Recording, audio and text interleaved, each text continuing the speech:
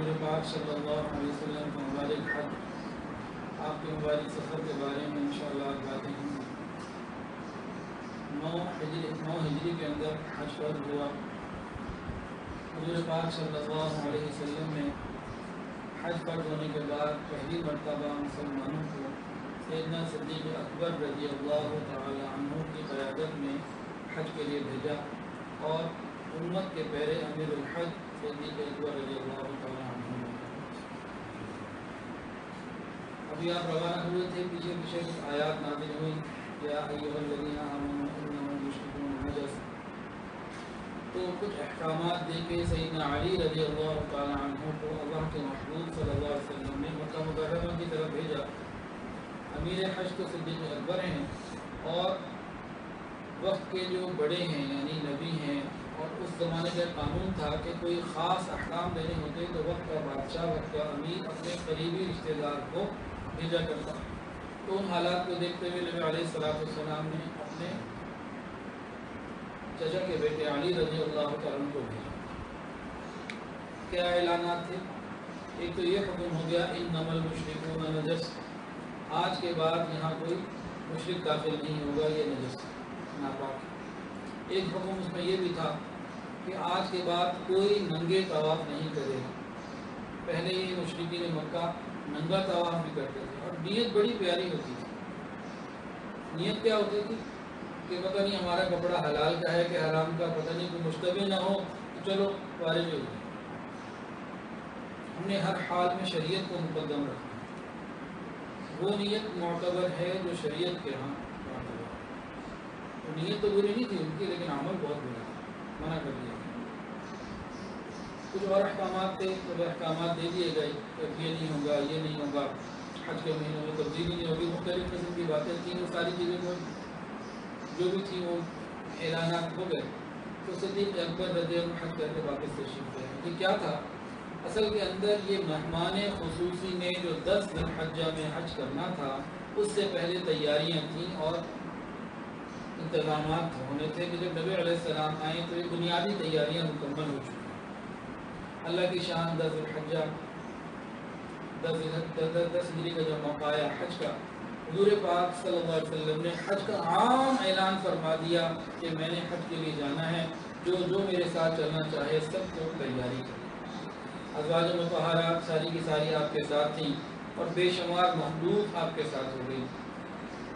حضرت جابر رضی اللہ عنہ کی روایت میں تو یہ الفاظ ہیں کہ جب نبی علیہ السلام نے لوگوں میں حج کا اعلان کیا تو کوئی ایسا شخص باقی نہ رہا جو سوار یا پیدل آنے کی قدرت رکھتا ہو اور اس نے سفر کا ارادہ نہ کیا۔ نبی علیہ السلام کے ساتھ سب ہو گئے۔ لوگوں کو خوشی تھی نبی علیہ السلام کی معیت میں اللہ کے گھر کا دیدار کرنے کی اور حج کرنے کی۔ جیسے دلہا چلتا ہے، ساتھ بارات چلتی ہے، نبی علیہ السلام چلے ہیں تو صحابہ سب آپ کے ساتھ جوق در جوق۔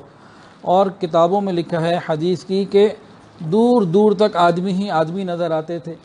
نبی علیہ السلام تو مدینہ طیبہ سے چلے تو چند ہزار لوگ تھے، لیکن راستے میں جگہ جگہ ہر مقام پہ اور لوگ آ کے ملتے گئے، قافلہ بڑا ہوتا چلا گیا، حتیٰ کہ 1.25 لاکھ صحابہ یا اس سے زیادہ کا سلسلہ بنا۔ روایت کے مطابق 25 ذی القعدہ ہفتے والے دن نبی علیہ السلام مدینہ طیبہ سے سفر کو شروع کیا۔ ظہر کی نماز آپ نے مسجد نبوی شریف میں ادا کی، 4 رکعت ادا کی، اور وہاں سے نکلے تو ذوالحلیفہ پہنچے۔ لیکن نکلنے سے پہلے نبی علیہ السلام نے ایک خطبہ ارشاد فرمایا جس میں حج کے بارے میں کچھ سنن، واجبات اور تفصیلات کا حکم طریقہ بتایا گیا۔ یہاں سے ظاہر ہوا کہ حاجی کو چاہیے کہ حج پر روانہ ہونے سے پہلے حج کی معلومات اور طریقہ کار کو حاصل کرے۔ جو حج پہ جانے والے ہیں، یہ بیانات تو اصل میں انہی لوگوں کے لیے ہیں۔ نبی علیہ السلام کے پورے حج کے سفر کو پڑھ لینا، سن لینا، ایک تو باعث برکت، پھر اس میں بہت ساری چیزیں ہمیں معلوم ہو جائیں گی اور حج کے لیے آسانی ہوگی۔ نبی علیہ السلام ذوالحلیفہ پہنچے، جس کو آج ابیار علی بھی کہا جاتا ہے۔ وہاں آپ نے رات بسر کی، اور اس رات تمام ازواج مطہرات سے آپ نے ملاقات کی، اور صبح آپ نے غسل بھی فرمایا، احرام کے لیے بھی غسل کیا۔ تو سنت یہ ہے اگر میاں بیوی ساتھ ہوں تو سفر شروع کرنے سے پہلے اگر ملاقات ہو جائے تو دل اور دماغ کی صفائی رہتی ہے اور سفر میں پریشانی نہیں ہوتی. سفر میں تو پھر سفر ہی ہوتا ہے، اس کے اپنے معاملات ہوتے ہیں، تو انسان پہلے سے ہی اپنے آپ کو یکسو کر لے تاکہ عبادت کے اندر زیادہ دل لگا سکے، ادھر ادھر دل متوجہ نہ ہو. تو ایک نبی علیہ السلام کی سنت یہ ہے. جب آپ نے احرام باندھنے کا ارادہ کیا، ابھی احرام آپ نے باندھا نہیں تھا، چادریں زیب تن فرما لی تھیں، امی عائشہ صدیقہ رضی اللہ تعالی عنہا نے اپنے ہاتھوں سے آپ کو زریرہ نام کی ایک خوشبو لگائی. احرام باندھنے سے پہلے، نیت سے پہلے خوشبو لگانا یہ سنت ہے.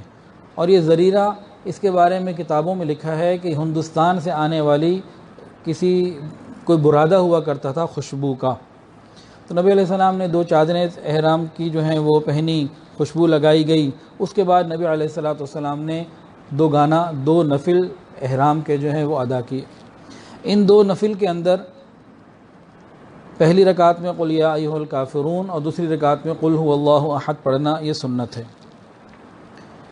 اور ابھی جب ہم نیت کر رہے ہوں تو سر کو ڈھانک کر یہ نفل پڑھیں گے. یہ 2 رکعت جو ہے یہ سر کو ڈھانک کر پڑھیں گے، اور جیسے ہی نیت کرنے لگیں گے تو سر سے ٹوپی اتار دیں اور فوری طور پر نیت کر لیں.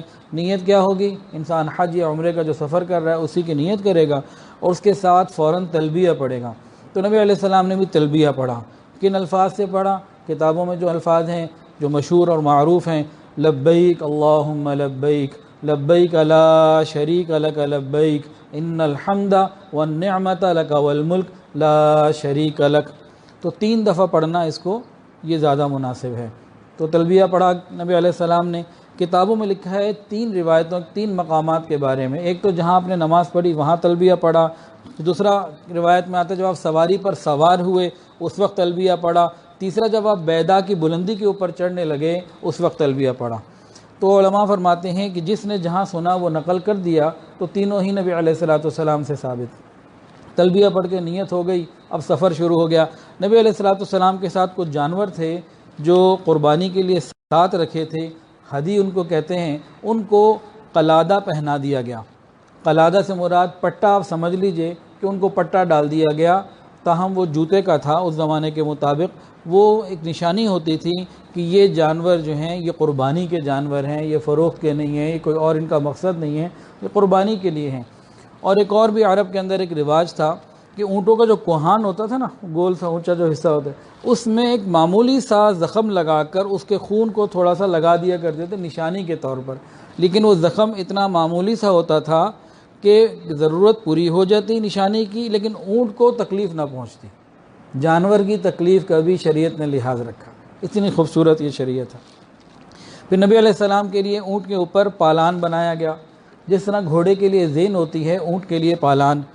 دونوں طرف لوگ بھی بیٹھ سکتے ہیں، سامان بھی رکھا جا سکتا ہے، انسان بیٹھ بھی سکتا ہے. اور ازواج مطہرات کے لیے ہودج بنایا گیا جس کے اوپر باقاعدہ سایہ تھا. تو ان کو جو سایہ والی جگہ دی گئی، پردہ بھی ہو گیا، سایہ بھی ہو گیا. تو یہاں سے معلوم ہوا کہ احرام کے بعد جو محرم آدمی ہے یہ سائے میں بیٹھ سکتا ہے، چھتری لے سکتا ہے، چھت کے نیچے بیٹھ سکتا ہے. تو یہ مسئلہ ظاہر ہوا. انہی معاملات اور واقعات سے علماء نے بے شمار مسائل نکالے ہیں. آج حج پر جانے والے نبی علیہ السلام کے حج کو، یہ فضائل حج کے اندر بھی لکھا ہوا ہے. نبی علیہ السلام کو مبارک حج، اس کی تفصیلات اور بھی کتابوں میں ہیں. اس کو سننے اور پڑھنے سے بہت فائدہ ہوتا ہے.